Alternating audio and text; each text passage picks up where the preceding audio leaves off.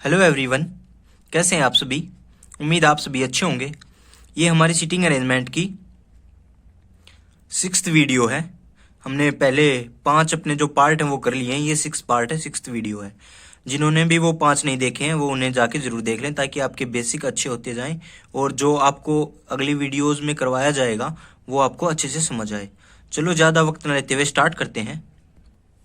आज हम linear arrangement का क्वेश्चन करेंगे।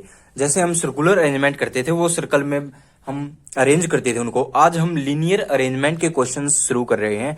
तो लीनियर अरेंजमेंट हम देखेंगे हम कैसे बनाएंगे। चलो हम सीधा डायरेक्ट क्वेश्चन पे चलते हैं। ये direction question number 1 to 5 study करते हैं। Study the following information to answer the given question. हमें ये दे रखा है ABC XYZ are seated in a straight line facing north, north की तरफ फेसिंग और स्ट्रेट लाइन में बैठे हुए हैं। C is third to the right of Z, Z के थर्ड राइट में C है। B sit second to the right of C, जो B है वो सेकंड राइट है C के। X sits to the immediate right of A, जो X है वो इमीडिएट राइट है A के। तो ये हमें क्वेश्चन दिया हुआ था। चलो इसकी जो शॉर्ट नोट बना लेते हैं अपने तरीके से, जैसा हम बनाते हैं। इसमें सबसे फर्स्ट लाइन हमें दे रखी है कि C थर्ड राइट है Z के,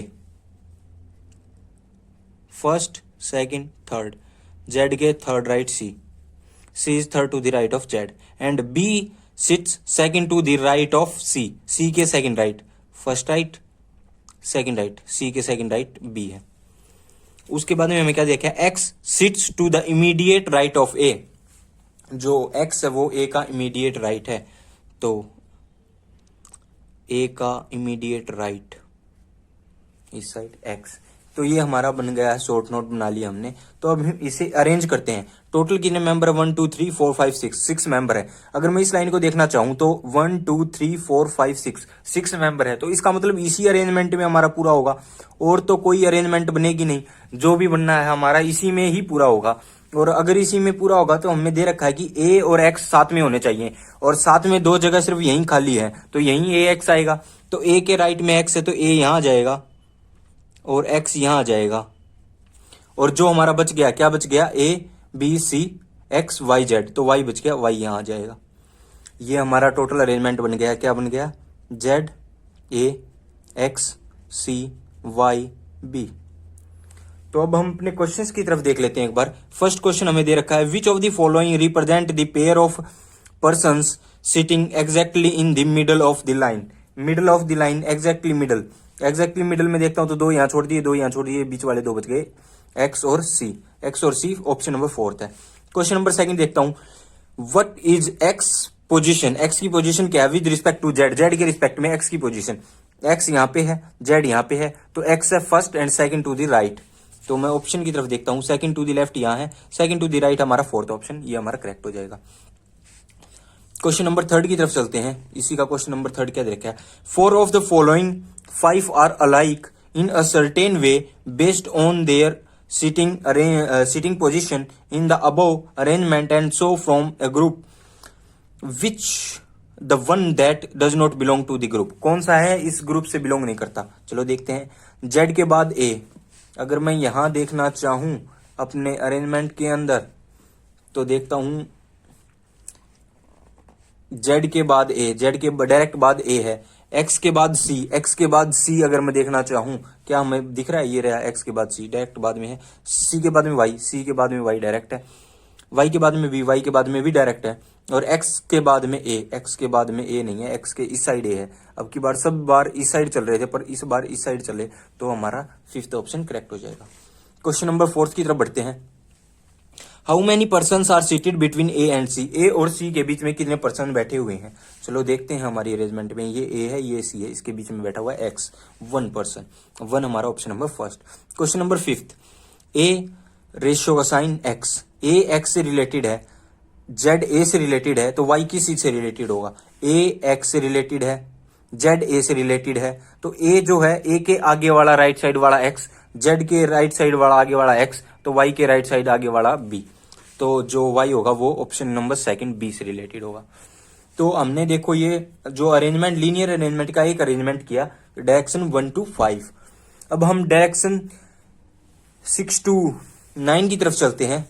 ये भी हमारा छोटा ही है, कितना आसान था, कितनी आसानी से हमने कर लिया। तो यही आपको सबसे मेन बात यही बतानी है कि हम क्वेश्चन को मुश्किल समझते हैं, मुश्किल क्वेश्चन होते नहीं है। तो चलो करते हैं, अपने क्वेश्चन की तरफ बढ़ते हैं।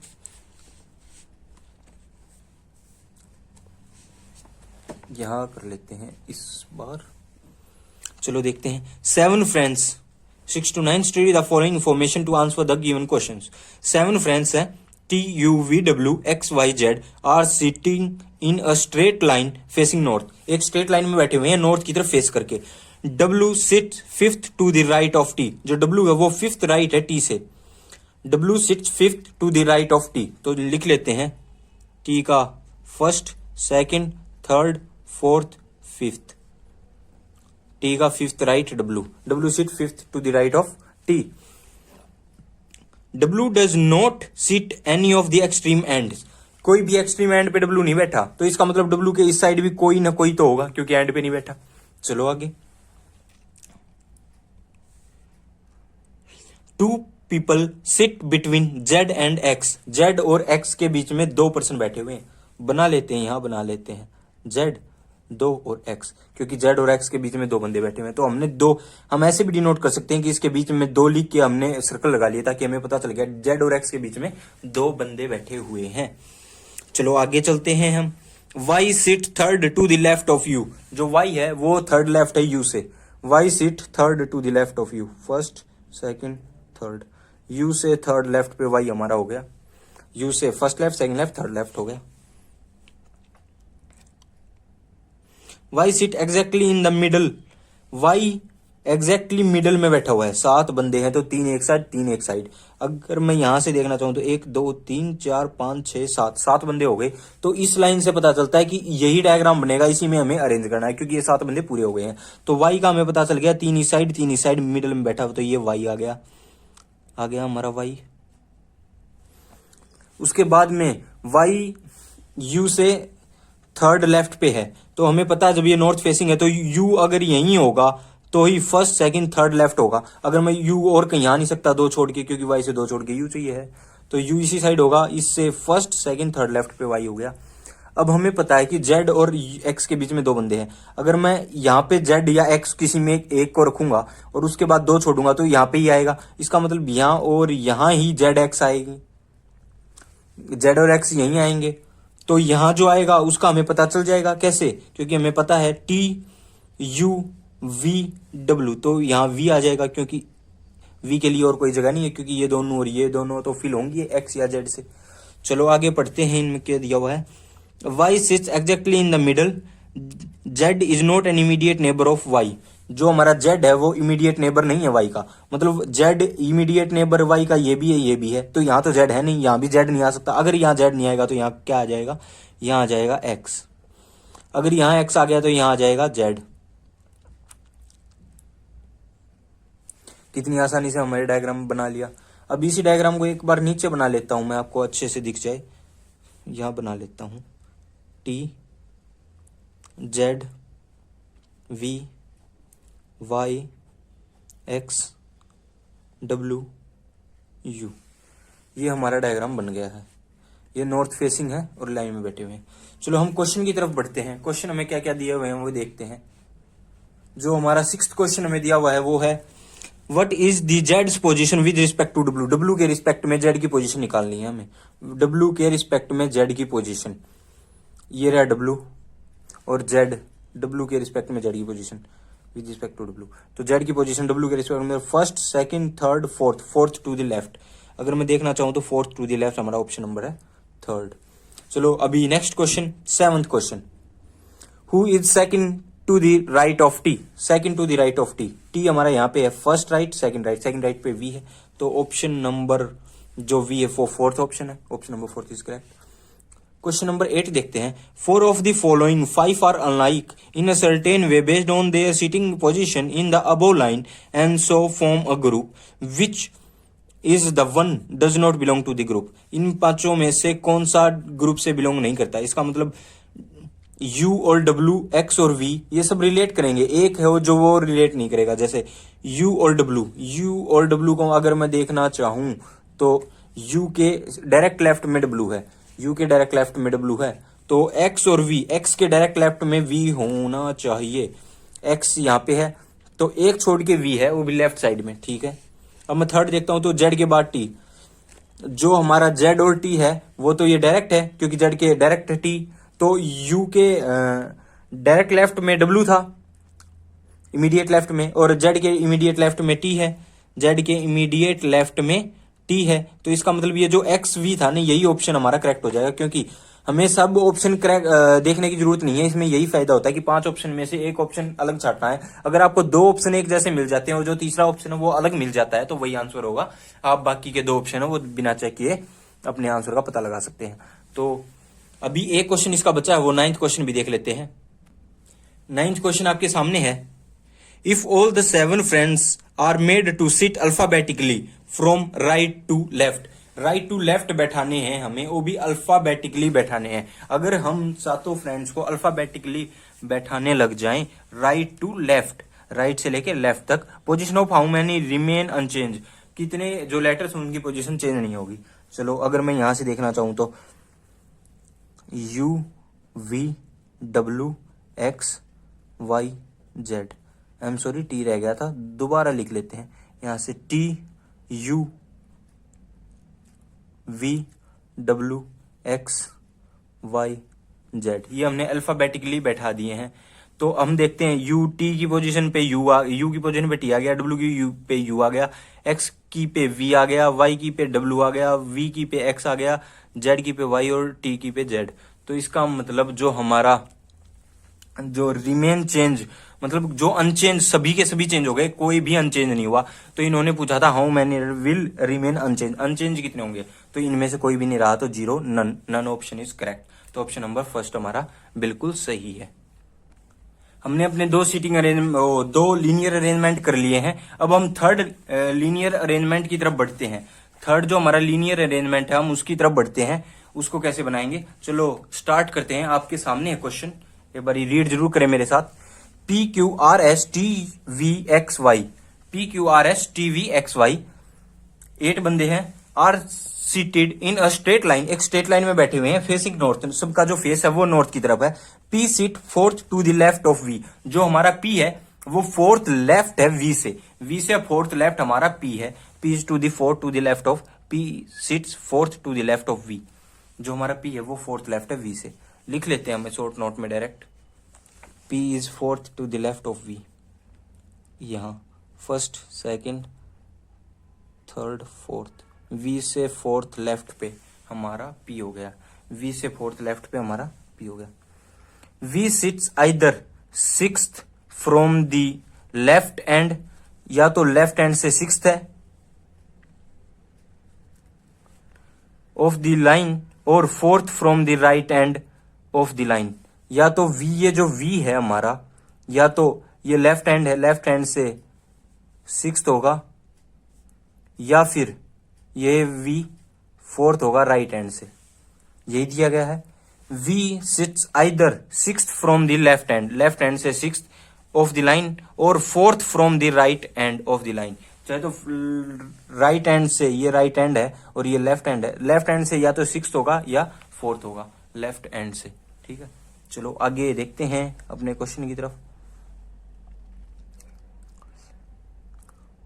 S sits second to the right of R, R से सेकंड राइट पे, R से first right second right, S sit second to the right of R, जो हमारा S है वो सेकंड राइट है R से। R is not an, sorry या R is not an immediate neighbour of V, R है वो V का इमीडिएट नेबर नहीं है। इसका मतलब ये दोनों पास में नहीं हो सकते, तो R और V इमीडिएट नेबर नहीं है। ये इमीडिएट नेबर नहीं है का साइन मैंने बना दिया है कि ये इन दोनों के बीच में एक लाइन खींची और क्रॉस मार दिया, ताकि हमें पता चले कि R का इमीडिएट नेबर V नहीं है और V का इमीडिएट नेबर R नहीं है। Next, T and Q are immediate neighbours of each other, T और Q इमीडिएट नेबर हैं एक दूसरे के, तो T और Q यहाँ पे लिख लेता हूं। ये फर्स्ट, यहाँ पे देखा मैंने, यहाँ पे भी जो एरो का साइन बना रखा है, यहाँ पे भी एरो का साइन, यहाँ पे भी एरो का साइन, पर यहाँ पे एरो का साइन नहीं बनाया। क्यों? क्योंकि हमें डायरेक्शन नहीं दी गई है। हमें कहा गया कि T और Q इमीडिएट नेबर हैं एक दूसरे के, तो T और Q पास में बैठे हैं, टी के फर्स्ट पे क्यू है, क्यू के फर्स्ट पे टी है, हमें नहीं पता, डायरेक्शन हमें दी नहीं गई है। हम ये नहीं बोल सकते कि टी के राइट पे क्यू है, नहीं बोल सकते। क्यों? क्योंकि हमें डायरेक्शन नहीं दी गई है। क्या पता ये क्यू इस साइड हो, पर हमें पता है कि टी से फर्स्ट पे क्यू जरूर होना चाहिए, तो हमने फर्स्ट लिख दिया। और डायरेक्शन का ये जो एरो का साइन है ये हमने नहीं लगाया, ताकि हमें ये कंफर्म हो जाए कि हमें डायरेक्शन नहीं दिया हुआ। चलो आगे चलते हैं। T and Q are immediate neighbor of each other, but neither T nor Q sit at the extreme end of the line.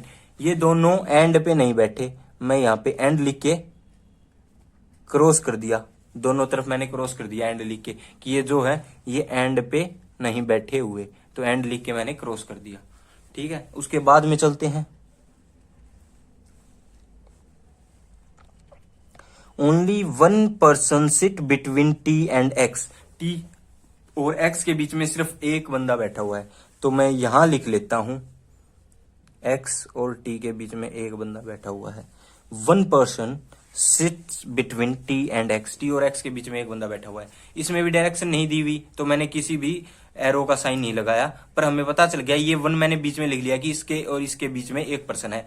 हो सकता है T के एक पर्सन यहाँ छोड़ के यहाँ X हो, तो इसका मतलब ये है कि इन दोनों के बीच में ये T और X एक दूसरे की पोजीशन पे आ सकते हैं, पर इनके बीच में एक बंदा बैठा हुआ है। चलो आगे चलते हैं।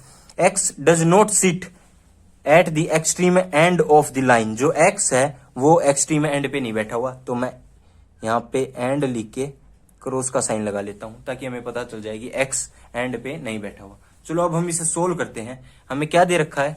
हमें ये दे रखा है कि जो ये है पर्सन है टोटल PQRSTVXY, मतलब 8 पर्सन है। 8 पर्सन में से हमें ये सारी चीजें दे रखी हैं, हमने अपने शॉर्ट नोट में बना लिया। अब इसे सोल्व करते हैं। तो हमें इसे कैसे प्रोसीड कर सकते हैं अपने इस क्वेश्चन को? चलो हम देखते हैं। ये हमें सबसे ज्यादा इंफॉर्मेशन यहां से मिल रही है, क्योंकि यहां से हमें RB कनेक्ट है, R से S कनेक्ट है और VB कनेक्ट है, ये इन दोनों लाइन से। तो हमें सबसे ज्यादा इंफॉर्मेशन यहां से मिल रही है, तो हम यहीं से बनाना शुरू करेंगे। P1 2 3 और ये V। P से 3 छोड़ के V इस तरफ ही आएगा, क्योंकि ये तो लेफ्ट में ही बोल रखा, तो लेफ्ट में आ गया। अब हमें क्या पता चल रहा है कि जो V है वो या तो फोर्थ राइट पे, राइट हैंड से फोर्थ है, या फिर लेफ्ट हैंड से सिक्स्थ है। चलो हमने इसमें मान लिया कि ये first second third fourth, first second third fourth, ये राइट हैंड से फोर्थ है। और इसी का एक डायग्राम और बनेगा। क्या? ये V लेफ्ट हैंड से सिक्स्थ भी तो हो सकता है। तो दो ही पॉसिबिलिटी थी, चाहे या राइट हैंड से फोर्थ होगा या फिर लेफ्ट हैंड से सिक्स्थ होगा। तो लेफ्ट हैंड से सिक्स्थ भी बना लेते हैं। First second third fourth fifth, first second third fourth fifth sixth. ये लेफ्ट हैंड से सिक्स्थ हो गया, first second third fourth fifth sixth. V left hand से सिक्स्थ हो गया। अब हम इसे देख सकते हैं 1 2 3 4 5 6 7 8। इसमें तो हमारे 8 के 8 बंदे पूरे हो गए, पर नीचे वाले में मैं देखता हूं 1 2 3 4 5 6 बंदे हुए हैं। हमें एक चीज पता है कि इस साइड हम कोई भी जो हमारा बंदा है वो जचा नहीं सकते। क्यों नहीं? क्योंकि इसके जो ये सिक्स्थ है V से लेफ्ट हैंड से, अगर मैं इसको एक और किसी भी को यहाँ बैठा दूंगा तो ये जो V है ये 7th हो जाएगा लेफ्ट हैंड से, पर हमें सिक्स्थ ही रखना है। तो यहाँ अब सिक्स्थ है, ये first second third fourth fifth sixth. तो हमें बंदे चाहिए हैं लाइन में 8, तो हमने 6, तो ये 3 और 3 6 हो गए, तो ये 7 और 8 इसी साइड आएंगे, उस साइड आ नहीं सकते। चलो अभी देखते हैं आगे। जो हमारा R है वो V के साथ में नहीं है, पर R से राइट हैंड साइड पे एक छोड़ के S आना चाहिए। तो राइट हैंड साइड पे अगर मैं R को यहाँ पुट करता हूं तो एक छोड़ के S आ जाएगा। अगर मैं R को यहाँ पुट करता हूं तो एक छोड़ के S नहीं आएगा। अगर मैं R को यहाँ पे पुट कर सकता हूँ, क्या नहीं कर सकता, क्योंकि V के साथ में R नहीं आना चाहिए। R को यहाँ नहीं पुट कर सकता। R को अगर यहाँ पुट करूंगा एक छोड़ के राइट साइड में कोई बंदा है ही नहीं। तो इसका मतलब R के लिए कोई पोजिशन नहीं बची, एक ही पोजिशन बची है, वो वाली, ये वाली। तो R से एक छोड़ के S, R से एक छोड़ के S, ये हमारा यहाँ पे S पुट हो गया है। अब उसके बाद में क्या है? R से ये S, ये वाली जो हमने लाइन है ये कंप्लीट कर ली। इसके अंदर भी मैं R और S को मैं पुट करना चाहूंगा, क्योंकि देखो साथ साथ में दोनों में पुट करते चलते हैं। V के साथ में R यहाँ नहीं आ सकता, यहाँ नहीं आ सकता, क्योंकि V के साथ में R नहीं आ सकता। तो R यहाँ भी नहीं आ सकता, क्योंकि इसके राइट साइड में चलना है। तो R कहाँ आ सकता है? यहाँ आ सकता है, इसके राइट साइड में छोड़ के यहाँ चलना है। पर ये जो यही पोजीशन है ये मैंने ऊपर जचा ली है। तो अगर मैं इस पोजीशन को ही दोबारा जचाऊंगा तो हो सकता है ये सेम ही बने। तो इसका मतलब अभी इसको नहीं बनाता हूं मैं। क्यों? अभी ऊपर वाले को प्रोसीड करते हैं, कैसे करेंगे हम। तो R के लिए एक जगह और है इस नीचे वाली लाइन में। R अगर मैं यहाँ पुट करता हूं तो एक छोड़ के S यहाँ भी आ सकता है। चलो ठीक है, इसके नीचे वाले के 2 केस बनेंगे। अभी ऊपर वाला देख लेते हैं। अभी पता है हमें आर से ये छोड़ के यहाँ पे आ जाएगा। अब हमें पता है कि टी और क्यू साथ में होने चाहिए, पर कोई भी एंड पे नहीं होना चाहिए। अगर मैं साथ में देखूं तो सिर्फ यही 2 जगह साथ में है, और ये दोनों किसी में भी एंड पे नहीं होना चाहिए। तो ठीक है, टी या क्यू यहाँ पे आ जाएगा, टी या क्यू यहाँ पे आ जाएगा। अब एक्स से एक छोड़ के टी है, अगर मैं टी यहाँ पे छोड़ूंगा तो ये यहाँ पे रखूंगा तो एक छोड़ के एक्स नहीं आ पाएगा, तो मुझे यहाँ पे क्यू लेना पड़ेगा। तो मैंने यहाँ पे अपना क्यू ले लिया है, और यहाँ पे जो हमने टी ले लिया। अगर मैंने यहाँ टी ले लिया तो एक छोड़ के एक्स यहीं आ सकता है, क्योंकि यहाँ तो जगह नहीं है। एक्स एंड पे नहीं आना चाहिए था ये लिखा हुआ, पर हमारा ये आ गया एंड पे, ये एंड पे आ गया। तो ये वाला हमारा डायग्राम क्या हो गया, गलती। तो हम इसे गलती लगा देते हैं। अब हम नीचे वाले की तरफ प्रोसीड करते हैं।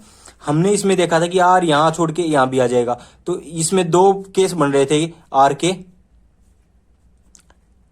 कौन सा बन रहा था, एक तो बन रहा था आर हम यहाँ पुट कर लेते हैं, उसके बाद में एस यहाँ पुट कर लेते हैं। एक तो ये केस बन रहा था, और दूसरा क्या था कि आर हम यहाँ पुट कर लेते हैं और उसके बाद में एस हमारा यहाँ पुट हो जाएगा। तो चलो देखते हैं। अब हम इसके अंदर क्या देख रहे हैं कि हम ये जो आर है इसके बाद में हमें टी और क्यू साथ में चाहिए है। साथ में कहाँ जगह खाली है, यहीं खाली है, पर हमें टी और क्यू एंड पे नहीं चाहिए, ये तो एंड वाली जगह खाली है। तो इसका मतलब और कहीं टी और क्यू आ नहीं सकते, तो ये वाला भी गलती हो गया। अब नेक्स्ट में आते हैं हमें टी और क्यू साथ में चाहिए हैं, और साथ में 2 जगह, एक यहाँ खाली है एक यहाँ खाली है, पर टी और क्यू हमें एंड पे नहीं चाहिए। ये दोनों तो इसमें से ये एंड वाली जगह है, तो इसका मतलब टी और क्यू यहीं आएंगे। अब टी के एक छोड़ के एक्स चाहिए, टी अगर यहाँ होगा तो एक छोड़ का एक्स यहाँ नहीं हो सकता, टी अगर यहाँ होगा तो एक छोड़ के एक्स यहाँ भी नहीं हो सकता। तो इसका मतलब टी को यहीं लेना पड़ेगा। टी से पास में ही क्यू होना चाहिए, तो इमीडिएट में क्यू हो गया। अब टी से एक छोड़ के एक्स होना चाहिए, टी से एक छोड़ दिया, टी से एक छोड़ दिया, एक्स यहाँ आ गया। अगर एक्स यहाँ आ गया तो एक्स क्या एंड पे है, एक्स एंड पे नहीं है, एंड पे ये है। तो इसका मतलब ये डायग्राम हमारा सही है। जो बच गया वो यहाँ लिख देंगे, वाई बच गया, वाई यहाँ। तो इसका मतलब ये डायग्राम जो हमारा बिल्कुल सही बन गया है, ये हमारा बिल्कुल सही बन गया है। अभी हम इसके क्वेश्चन की तरफ चलते हैं। जो हमें 10th क्वेश्चन दे रखा है, वो दे रखा है what is the position of Q with respect to P. P के रिस्पेक्ट में क्यू की position, what is the position of Q with respect to P. जो position of Q with respect to P, P यहाँ पे है, Q यहाँ पे है, तो first second to the right, second to the right देखते हैं हम। Second to the right, second to right, third option. Question number 11, which of the following represent person seated at the 2 extreme ends of the line. दोनों and पे, तो इस and पे तो ये हमारा y बैठा है, इस एंड पे r बैठा है, तो r और y हमारे ऑप्शन में है, r और y 5th ऑप्शन है, और 5th ऑप्शन करेक्ट। उसके बाद में question number 12, how many person are seated between r and t। r और t के बीच में कितने पर्सन बैठे हुए हैं। तो मैं देखता हूं अपने डायग्राम की तरफ चले, तो r यहाँ पे है, t यहाँ पे, इनके बीच में 1 2 3 पर्सन बैठे हुए हैं, तो थर्ड 3 ऑप्शन थर्ड ऑप्शन है, तो थर्ड ऑप्शन हमारा बिल्कुल सही है। तो आज की हमने इस लीनियर अरेंजमेंट के अंदर हमने जो अपने 3 अरेंजमेंट किए हैं, हमने जो 12th क्वेश्चन तक कर लिए हैं, और लीनियर अरेंजमेंट के 3 हमने अरेंजमेंट कर लिए हैं, जिसमें क्या दिया हुआ था, तीनों में हमें नॉर्थ फेसिंग दी हुई थी, और सिंगल वेरिएबल थी कि सिंगल ही लाइन थी।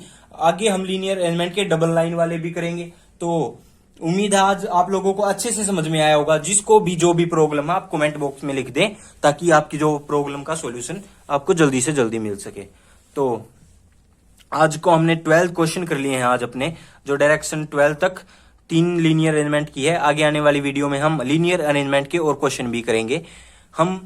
हमने जो सर्कुलर अरेंजमेंट है उसके 5 वीडियो हमने कर लिए हैं पहले ही, 5 जो पार्ट हैं सर्कुलर अरेंजमेंट, उसे जरूर देख लें। ताकि सबसे पहले दिन मैंने यही बताया था कि आपको शॉर्ट नोट कैसे बनाने हैं सबसे पहले वाली वीडियो में, और हम इसे डिनोट कैसे करते हैं, शॉर्ट नोट कैसे बनाते हैं, और उसके बाद में अरेंज करने का हमारा प्रोसेस क्या होता है, और क्यों हमने ये जो बड़ी बड़ी लाइन है यही क्यों उठाई जिसमें सबसे ज्यादा इंफॉर्मेशन मिल रही थी।